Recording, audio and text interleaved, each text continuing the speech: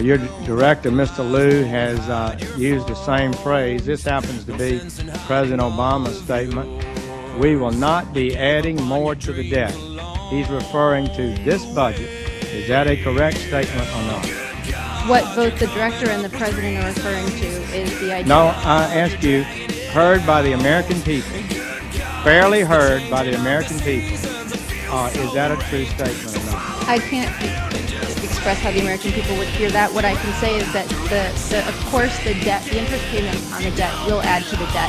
We have to borrow money to pay on that debt. The interest cost on the debt add to the interest cost on what we're borrowing in our deficit add to the debt. What about the statement that Mr. Liu said that it pays down our debt?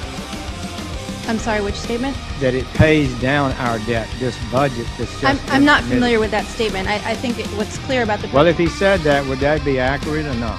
That if we don't count interest, then we can tell the American people we're not adding to our debt. Let's take the last 3 years of the president's 10-year budget.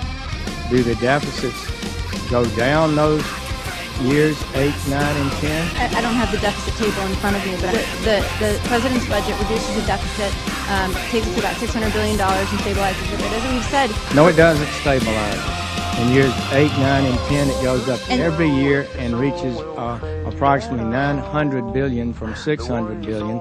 And you don't have a single year in which the deficit falls below $600 billion, do you? Based on the budget that's been That's submitted correct. here? And Senator, both the president and the director in discussing this budget have talked repeatedly about these being the first steps that we need to take and that we need to come together in a bipartisan fashion. Thank you, Mr. Chairman. I just believe that we're off track here with the language that we're hearing. I respected Mr. Liu and was pleased to support him, thought he would do fine, but I've been stunned by his public statements about the debt, and my confidence in him has been reduced.